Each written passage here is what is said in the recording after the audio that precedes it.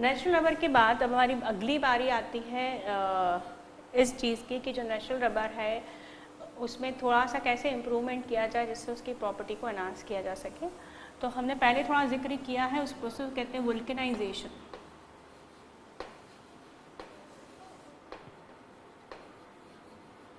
वुल्केनाइजेशन एक टेक्निक है जिसमें सल्फर इंट्रोड्यूस किया जाता है and through introduction of sulphur we can enhance the property of elasticity.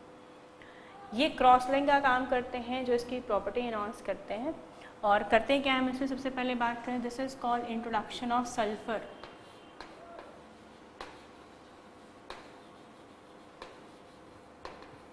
Sulphur in the rubber.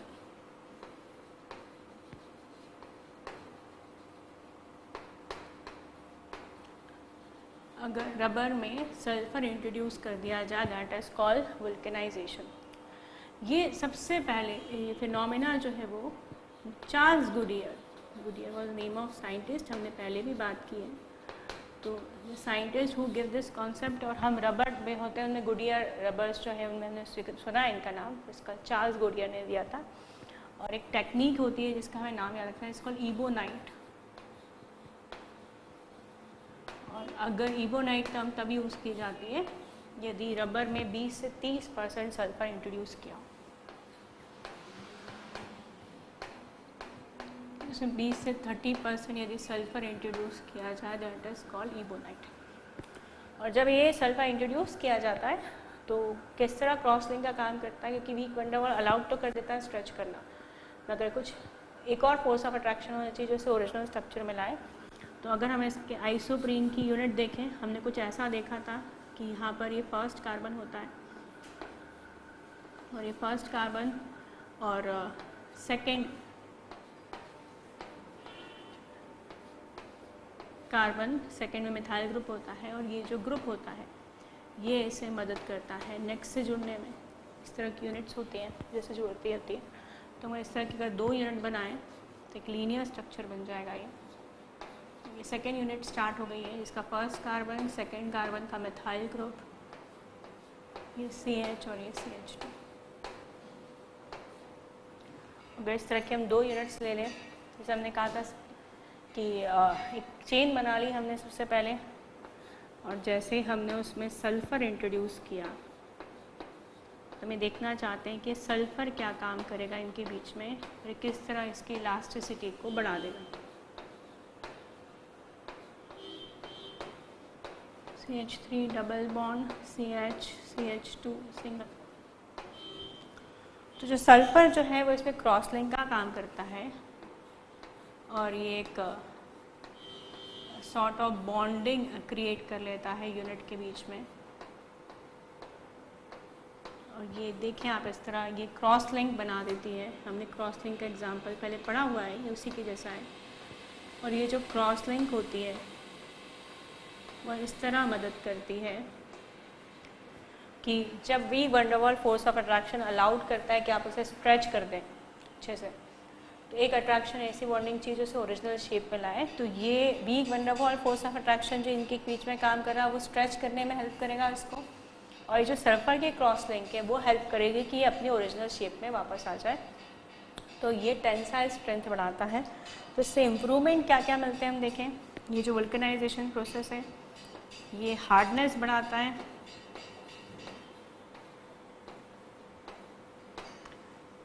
Tensile strength बढ़ाता है,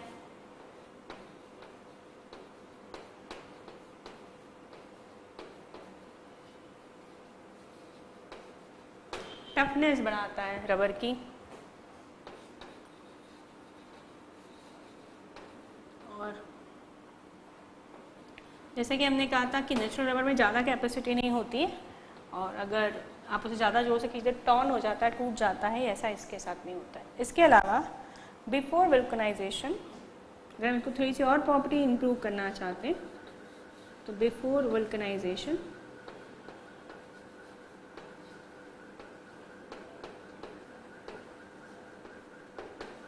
यदि हम इसमें थोड़ा सा जिंक ऑक्साइड या इसमें कार्बन ब्लैक मिला दें तो ये जो जिंक ऑक्साइड और कार्बन ब्लैक है, it improve it's wearing capacity. Wear and tearing capacity आसानी से घिसता नहीं है, it improve it's wearing capacity.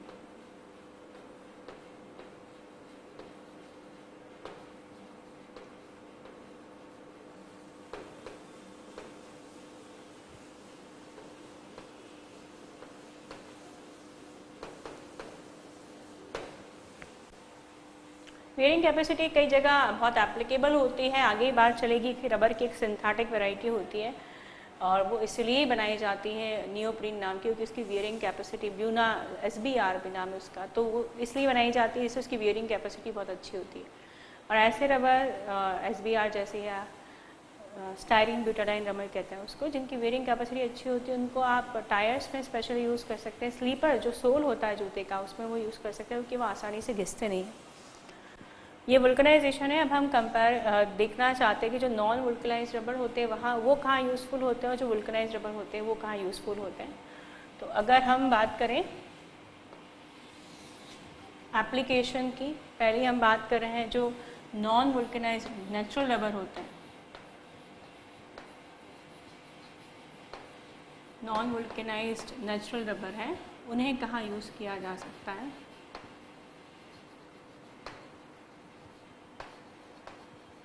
ये भी यूज़फुल होते हैं पर इनमें इलास्टिक प्रॉपर्टी बहुत ज़्यादा नहीं होती। ये शूज़ में यूज़ किए जा सकते हैं, फिर वाटरप्रूफ जैकेट बनाने के काम आते हैं,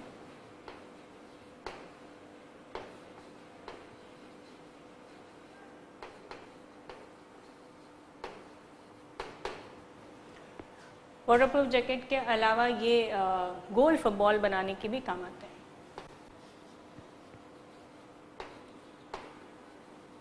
तो ये है एप्लीकेशंस नॉन वुल्कनाइज रबर के। और जो वुल्कनाइज रबर होता है, जैसे हमने कहा इसकी वेयरिंग टीयरिंग कैपेसिटी भी अच्छी होती है। मतलब रबर नेचुरल रबर में यदि वुल्कनाइजेशन किया है तो जो इम्प्रूव क्वालिटी के साथ रबर मिल रहा है कहाँ यूज़ कर सकता है। टायर्स में यूज़ होते हैं, ट्यूब्स में यूज़ किए जा सकते हैं इसको। इसके अलावा जो बेल्ट होती है, सीट बेल्ट होती है, उनमें यूज़ किए जा सकते हैं इनको। और जो रबर बैंड है उनमें भी इसको यूज़ किया जा सकता है। तो हमने देखा नेचुरल रबर बनाया तो चाहता है, पर या तो हम सिंथेटिक रबर बनाएं या तो नेचुरल रबर की क्वालिटी इंप्रूव करनी है तो उसे थोड़ा सा सल्फ़र मिला दें।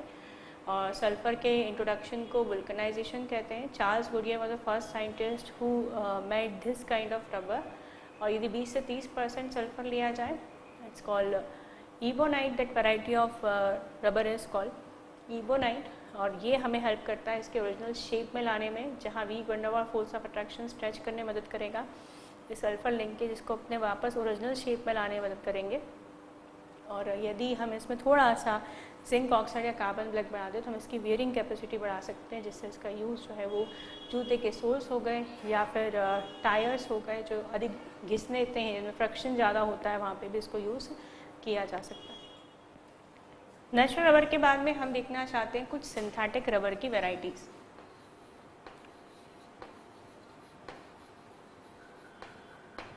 सिंथेटिक रबर में पहला नाम जो आता है वो है पॉलीब्यूटाडाइन। और ये जो पॉलीब्यूटाडाइन होता है रबर, ये एक नॉर्मल रबर से थोड़ा सा इलास्टिक प्रॉपर्टी ज़्यादा रखता है। तो जहाँ पे में इलास्टिसिटी के ज़्यादा एप्लीकेशन है और जहाँ नेचुरल रबर काम नहीं करेगा, वहाँ पर हम इसका यूज़ कर सकते हैं। तो पहला जो रबर है वो है polybutadiene.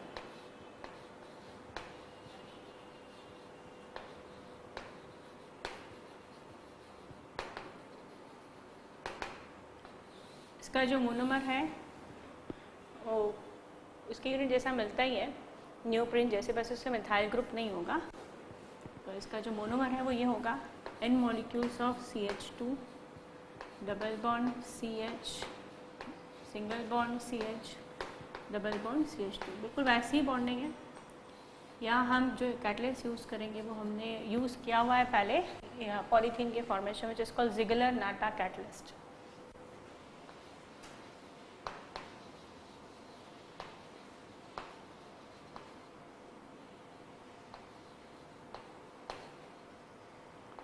Is called Ziegler Natta catalyst. और ये जो ज़िगलर-नाटा कैटलिस्ट होता है वो कंपोजिशन होता है, याद कीजिए, इसमें एक ऑर्गेनोमेटिक कंपाउंड होता है, दैट इज ट्राइथाइल एल्यूमिनियम और साथ में टाइटेनियम टेट्राक्लोराइड। पहले भी हमने यूज़ किया है, हमने पॉलीथीन, हाई डेंसिटी पॉलीथीन बनाने में इसका यूज़ किया था, या फिर इसके कंपोजिशन ट्राइथाइल एल्यूमिनियम का यूज़ पॉलीप्रोपिलीन बनाने के लिए भी किया है। It's very important Ziegler Natta catalyst. काफ़ी जिक्र होता है, ऑर्गेनोमेट्रिक कंपाउंड्स पढ़ते तब भी इसका जिक्र होता है। हाइड्रोजन कंटेनिंग कंपाउंड में इसकी प्रिपरेशन डिस्कस की जाती है ट्राइथाइल एल्यूमिनियम की। तो ट्राइथाइल एल्यूमिनियम और टाइटेनियम टेट्राक्लोराइड का मिक्सचर है ज़िगलर-नाटा कैटलिस्ट। और बॉन्डिंग वैसे ही टूटेगी जैसे हमने पढ़ी थी कि it's 1,3 diene but it will show 1,4 addition. Same points इसके लिए आएगा। ये बॉन्ड टूट गए तो फर्स्ट, सेकेंड, थर्ड और फोर्थ चारों की बॉन्डिंग खाली है, मगर सेकेंड और थर्ड मिलके पाई बॉन्ड बना देंगे, इससे फर्स्ट और फोर्थ बॉन्डिंग जो है वो खाली हो जाएगी।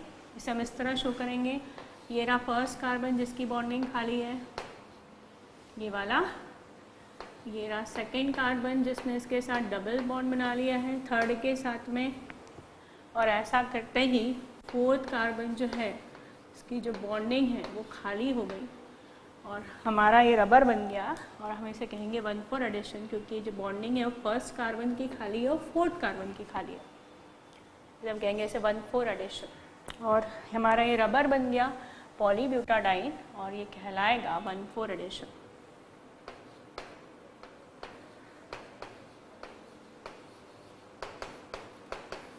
तो इसमें जो अल्कीन है वो 1,3 अल्कीन है,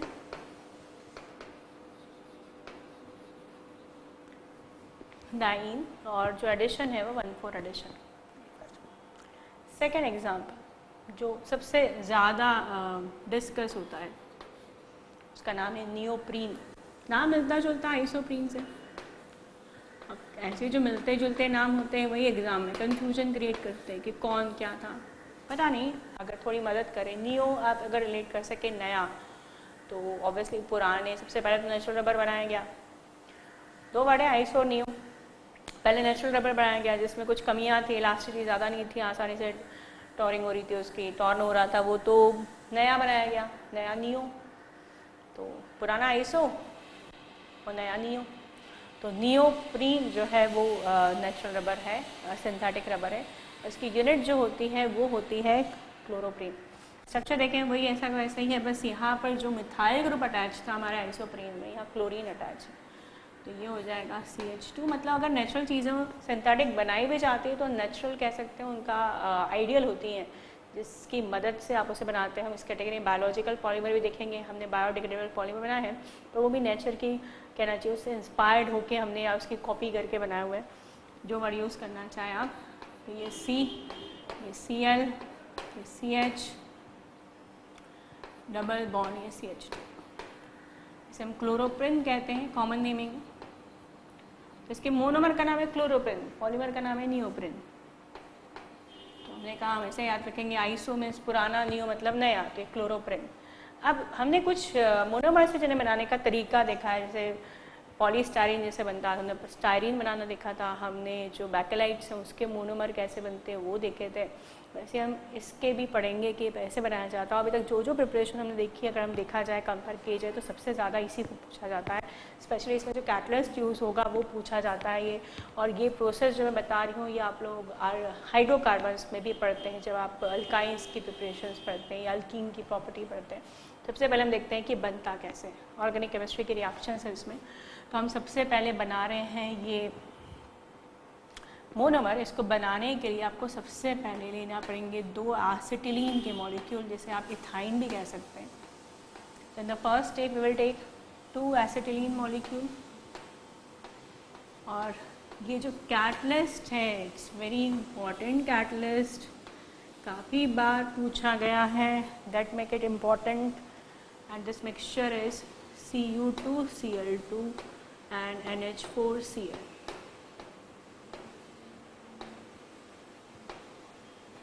कैटलिस्ट के प्रेजेंस पर रिएक्शन होती है। बॉन्ड कैसे टूटता है चल देखते हैं। इसमें बॉन्डिंग एक की टूटेगी, ये वाली, अब ये बॉन्डिंग टूटी तो इसका फर्स्ट और सेकंड कार्बन दोनों की वैलेंसी खाली हो गई। इसको सेटिस्फाइड करने के लिए तो ये हाइड्रोजन यहाँ शिफ्ट हो जाएगा, तो it from CH it become CH2, तो ये बन जाएगा CH2। अब 2 3 में से एक बॉन्ड टूट चुके हैं, तो बचे कितने बॉन्ड? 2। अब ये क्या हो चुका है? CH जिसकी वैलेंसी खाली है। अगर अब इसकी वैलेंसी खाली है तो इसके पड़ोसी की भी एक वैलेंसी खाली है, क्योंकि इसका H तो इसके पास जा चुका है, तो ये यहाँ पे यूँ C से अटैच हो जाएगा। हाइड्रोजन जा चुका है इसका, तो क्या बचा है? C, और ये अटैच है CH3। अब अगर आप याद करें तो इसे कॉमन नेमिंग में विनाइल ग्रुप कहते हैं, और वो एसिटिलीन है, तो उसका IUPAC नेम तो ठीक है, कॉमन नेमिंग इसका नाम है विनाइल एसिटिलीन, इसे विनाइल एसिटिलीन कहते हैं। IUPAC सिस्टम में आप जानते हैं कि डबल बॉन्ड को ज़्यादा प्रेफरेंस दी जाती है ट्रिपल बॉन्ड से, तो आप इसका नाम कुछ ऐसे देंगे IUPAC में, ब्यूट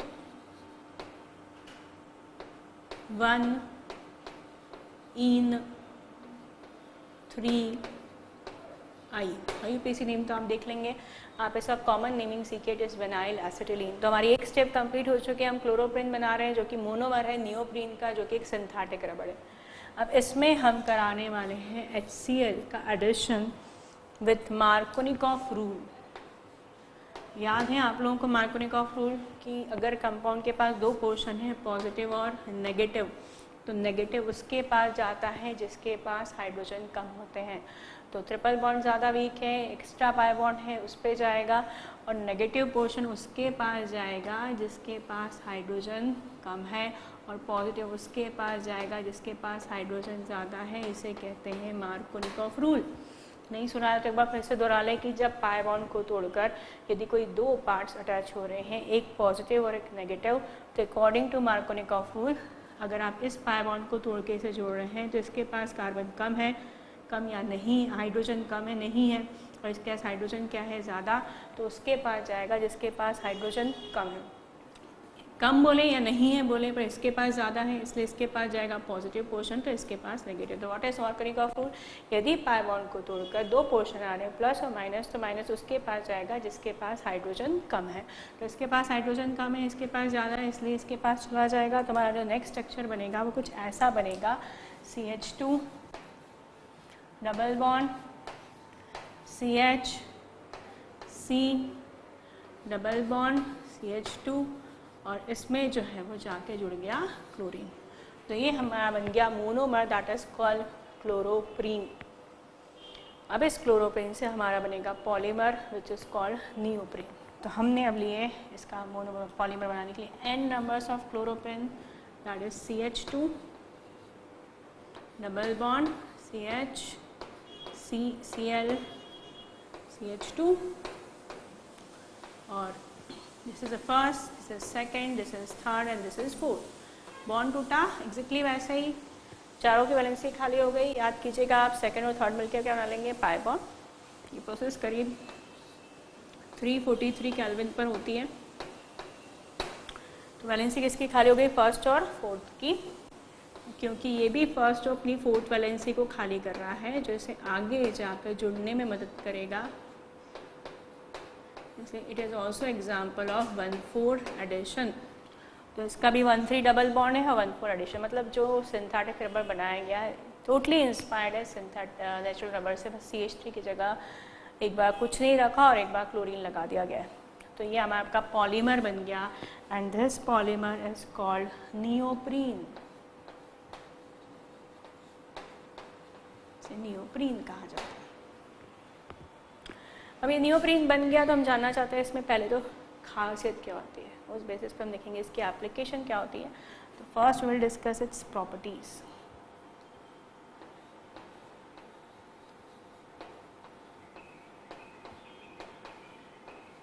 अगर आप स्ट्रक्चर बेसिस से बोलें तो ये ट्रांस का एग्जांपल है, डबल बॉन्ड अपोजिट साइड है। फर्स्ट हो गया ये 1, तो डबल बॉन्डेड है। इसे ऐसे भी बनाया जाता है, इसमें भी आप पोजीशन देख सकते हैं, अल्टरनेट पोजीशन पे डबल बॉन्ड है और ये जो है वो ग्रुप है जिस पे क्लोरीन अटैच है। तो यहाँ पे जो कार्बन होता है डबल बॉन्ड के अलावा वो अपोजिट डायरेक्शन में होता है, इसलिए यहाँ पर ये कार्बन है और ये जो है यूनिट बार बार रिपीट होगी इसकी। ये कार्बन जो पाई बॉन्ड के अलावा वो अपोजिट डायरेक्शन में है, इसलिए इसे कहते हैं ट्रांसफॉर्म। तो ये भी ट्रांसफॉर्म का होता है जैसे वो ट्रांसफॉर्म का होता है। इसमें देख सकते हैं कि यहाँ जो कार्बन है अपोजिट साइड है, इसलिए ट्रांसफॉर्म होता है।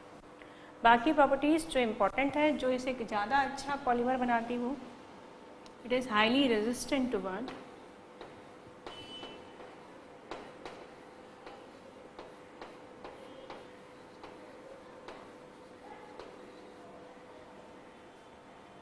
sunlight,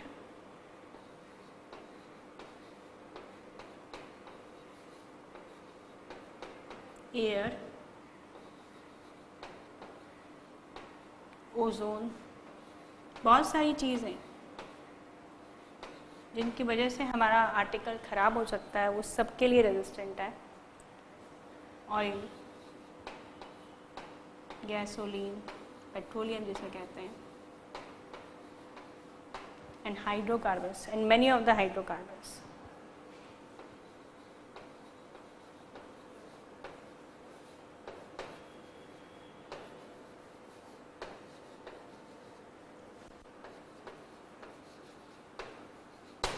तो ये इसकी खासियत है कि ये रेजिस्टेंट है सनलाइट को लेकर,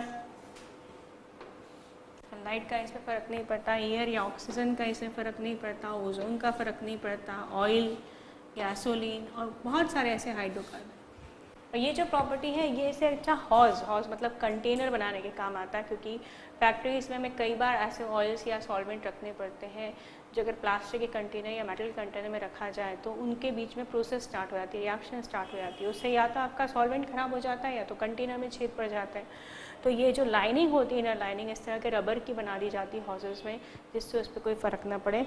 तो इसके अगर एप्लीकेशन की बात करें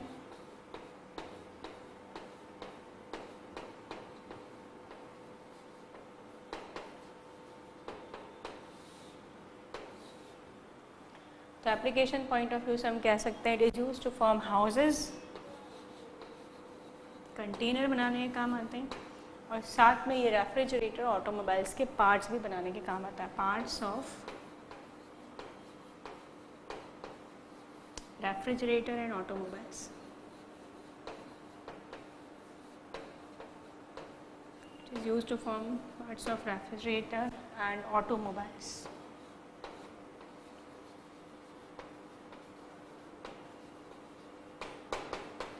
This is the application of neoprene. Synthetic rubber में जो हम अगला एग्जाम्पल देख रहे हैं, थर्ड,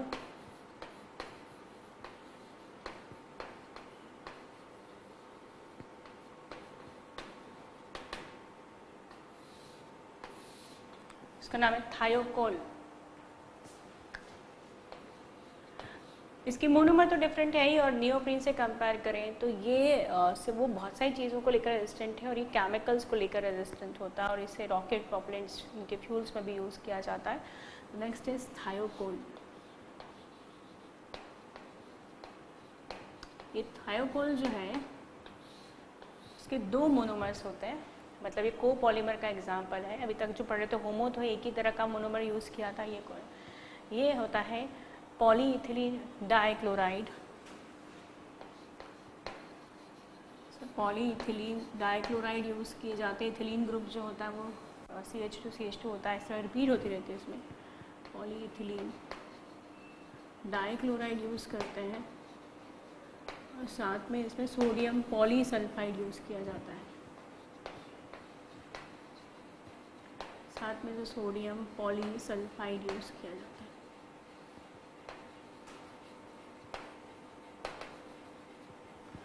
तो इसके मोनोमर देखते हैं हम, इसमें यूज़ करते हैं इथिलीन डाइक्लोराइड यूज़ कर सकते हैं, पर मैंने आपसे कहा जैसे इथिलीन चेन लंबी भी ले सकते हैं, और मैं एक ही ले रही हूँ यहाँ पर। तो हमने लिया N molecules of ethylene chloride, ethylene dichloride, terminal position पे क्लोरीन है, और इसमें कोई पाई बॉन्डिंग नहीं दिख रही, मतलब ये कंडेंसेशन शो करेगा। सोडियम पॉलीसल्फाइड कहते हैं क्योंकि इस तरह बीच में सल्फ़र भी बहुत सारे हो सकते हैं, पर हमने एक एग्जाम्पल के रूप में एक ऐसी यूनिट ली जिसमें 2 सल्फ़र है। तो ये कोपॉलीमर हो गया क्योंकि इसमें एक से ज़्यादा मोनोमर है, और साथ में ये कंडेंसेशन का एग्जाम्पल हो गया क्योंकि जब ये आपस में जुड़ेंगे तो ये हमें दिखाई दे रहा है कि में जो NaCl की यूनिट है वो निकल जाएगी। जब NaCl यूनिट रिमूव होगी तो हमें इधर एक फ्री वैलेंसी मिलेगी और एक इधर फ्री वैलेंसी मिलेगी सल्फर की। तो ये जो है मोनोमर 2 तरह के यूज़ किए गए हैं जिससे कोपॉलीमर बना, विच इज़ कॉल्ड थायोपोल। प्रॉपर्टीज़ की बात करें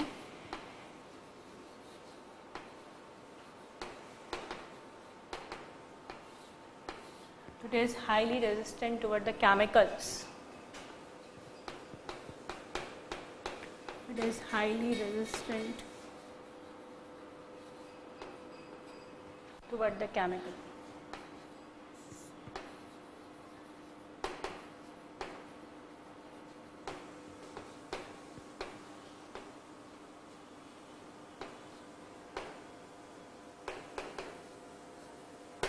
केमिकल्स को लेकर ये बहुत ज़्यादा रेजिस्टेंट है और इसलिए इसको यूज़ करते हैं हम lining of fuel tank. Chemicals का फ़र्क नहीं पड़ता इस पर, इसलिए अभी हमने जो बात की थी सेम चीज़ की इंडस्ट्रीज़ में कई बार हमको कोई सॉल्वेंट ऐसा रखना होता है जो मेटल्स और प्लास्टिक के साथ रिएक्ट कर सकता है।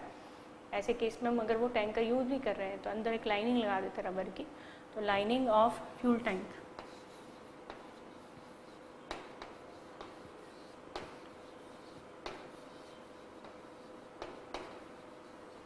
It is also mixed in rocket propellant. जो रॉकेट फ्यूल्स होते हैं इनमें ऑक्सीडाइजर और फ्यूल होता है, उसमें भी इसको यूज़ किया था। Is used in rocket propellant.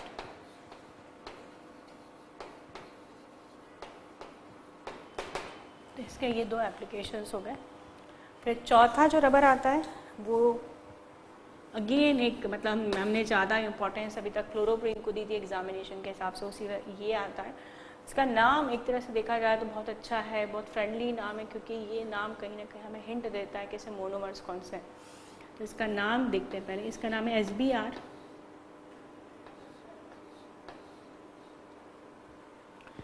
Styrene butadiene rubber भी कहते हैं इसको, और इसे एक और नाम से जानते हैं ब्यूनाएस, या इसे जनरल पर्पस रबर स्टायरीन, इन तीनों नाम से जानते हैं। और इसमें कहीं ना कहीं हमें ये बता रहे होते हैं कि इसका यूज़ किया जाने वाला मोनोमर कैसे। जैसे हम तीनों के फुल फॉर्म पहले देखें तो पहले हम नाम देते हैं SBR, जिसे कहते हैं स्टायरीन क्योंकि इसका एक मोनोमर स्टायरीन है। ब्यूटाडाइन,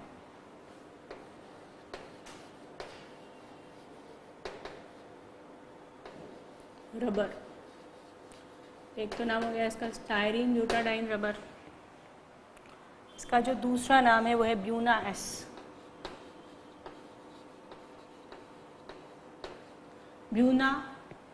ब्यू फॉर ब्यूटाडाइन जो इसका एक मोनोमर है।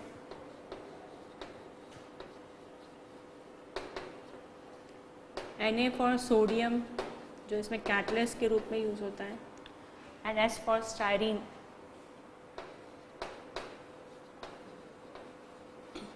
ये नाम है इसका। और तीसरा जो नाम है GRS, is called general purpose rubber styrene.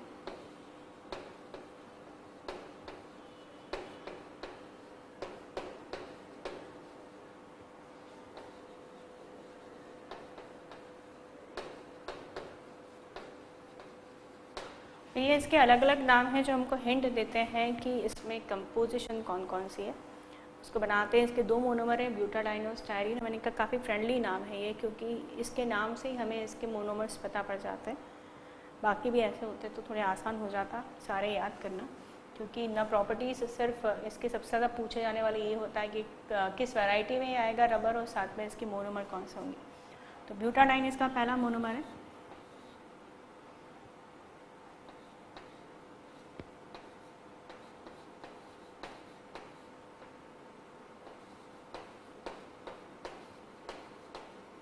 One 3 butadiene लिया और मैं ऐसे लिख रहा हूँ कि 3N और इसे N लिख देते हैं, इसकी एक यूनिट बना रही हूँ, पर एक्चुअली इस कंपोजिशन में ये 75% होता है, स्टायरीन 35% होता है।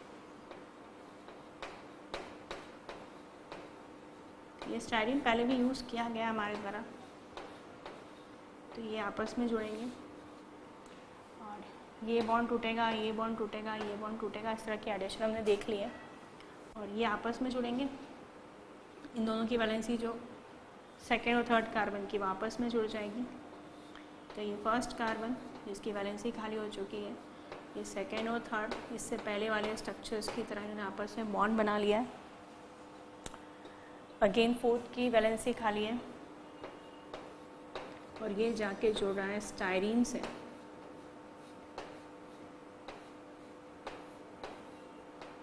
और स्टायरीन भी अपनी वैलेंसी आगे खाली कर रहा है जिससे आपस में जुड़ चुके हैं। ऐसे देखा जाए तो ये 75% और 25% होता है।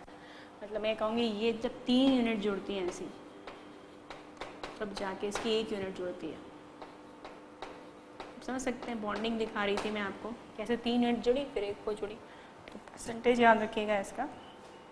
ये जहाँ 75% मिलाया जाता है ब्यूटाडाइन, ये जो है वो 25% मिलाया जाता है। तो ये हो गया इसका मोनोमर जो नाम में आया था ब्यूटाडाइन, जैसे कहें ब्यूटा 1,3 डाईन। ये इसका एक मोनोमर हो गया। इसका दूसरा मोनोमर जो है वो है स्टायरीन, और ये जो है सोडियम के प्रेजेंस में काम करता है, क्योंकि सोडियम इसका कैटलिस्ट है, इसलिए इसे ब्यूना एस के नाम से जाना जाता है। प्रॉपर्टीज़ की बात करें तो it is highly wearing capacity. Properties बात करें इसकी,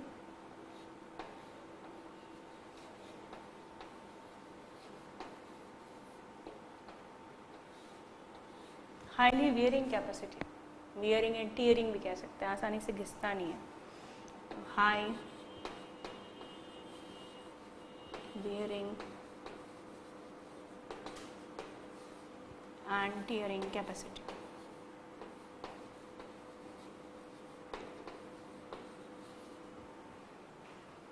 तो ऐसी कोई भी जगह जहाँ पर ज़्यादा फ्रिक्शन का काम होता है, रबर मैंने बारे भी बात की कि रबर काफ़ी जगह ऐसे यूज़ कर सकते हैं जहाँ फ्रिक्शन का काम होता हो।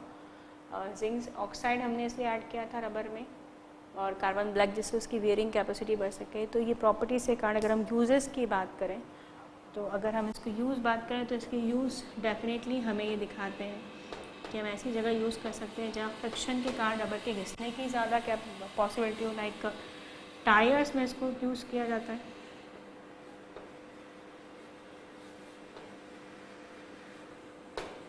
And sole of shoes and slippers, shoes में इसको काफ़ी यूज़ किया जाता है क्योंकि इसमें अच्छी खासी वेयरिंग कैपेसिटी होती है। इसके बाद एक और सिंथेटिक रबर मिलता है जिसका नाम है ब्यूना एन, मतलब उसमें ब्यूटाडाइन है, सोडियम है, बस इसमें हम विनाइल साइनाइड का यूज़ करेंगे। जो 5वां सिंथेटिक रबर है वो है ब्यूना एन, और इसे ब्यूना एन के अलावा जनरल पर्पस रबर नाइट्राइड, क्योंकि इसमें साइनाइड का यूज़ किया जाएगा। तो इसके मोनोमर देखते हैं, अब समझ गए होंगे कि नाम इससे कैसे रिलेटेड होता है। तो इसमें भी ब्यूटाडाइन यूज़ किया जाएगा।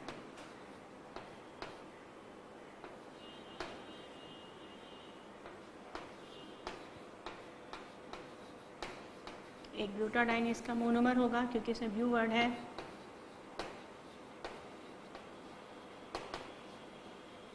ब्यूटा 1,3 डाइन, और दूसरा जो है इसमें मोनोमर यूज़ करेंगे विनाइल साइनाइड, मतलब इस बेंजीन की रिंग नहीं होगी, इसकी जगह साइनाइड जो है वो मौजूद होगा। और ये आपस में कुछ इस तरह बॉन्डिंग करते हैं इन प्रेजेंस ऑफ सोडियम कि ये पाई बॉन्डिंग टूटी, फर्स्ट सेकंड थर्ड और फोर्थ सबकी पाई बॉन्डिंग टूट चुकी, तो सेकंड और थर्ड मिलके पाई बॉन्ड बना लेंगे। ये सेकंड एंड थर्ड मिलके पाई बॉन्ड बना रहे हैं। फर्स्ट की वैलेंसी खाली हो गई, फोर्थ की वैलेंसी खाली हो गई फॉर एडिशन, एडिशन के एग्जाम्पल चल रहे हैं। और यहाँ पर ये जो है साइनाइड आ जाएगा। मिलता जुलता स्ट्रक्चर है, बस वहाँ पे हमने बेंजीन यूज़ किया था और यहाँ पर हम विनाइल साइनाइड यूज़ करें। इस विनाइल साइनाइड का अपना एक पॉलीमर बनता है, इसे ऑर्लॉन या कॉर्टेली कहते हैं, आगे इसका जिक्र होगा। तो ये बन गया Buena N.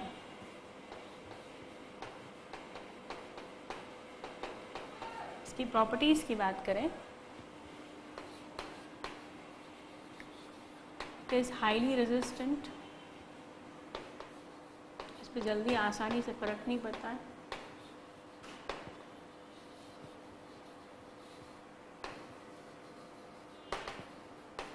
Toward lubricants, oils and many solvents.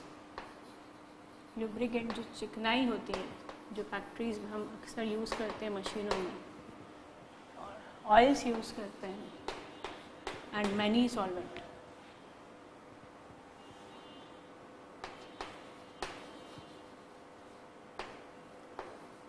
It is highly resistant towards what? Lubricant, oil and solvent. उसी पे बेस्ड इसका एप्लीकेशन है।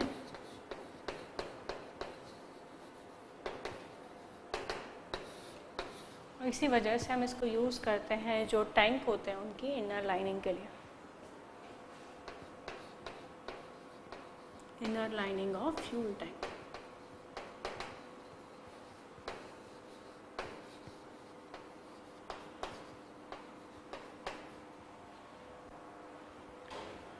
तो ये हमने 5 एग्जांपल देखे सिंथेटिक रबर के, और डेफिनेटली इनमें कुछ एक्स्ट्रा कैपेसिटी है या एक्स्ट्रा एफिशिएंसी है, इलास्टिसिटी के मामले में बोलें या वियर टियर के मामले में बोलें, इसलिए नेचुरल रबर के अलावा इन्हें भी बनाया जाता है, पर ये भी इलास्टोमर की कैटेगरी में आते हैं। इनमें दोनों तरह के पॉलीमर देखे हमने, होमो भी थे, कोपॉलीमर भी थे, एडिशन भी थे और कंडेंसेशन भी थे, पर डेफिनेटली इनकी क्वालिटी जो होती है वो नेचुरल रबर से ज़्यादा बेटर होती है।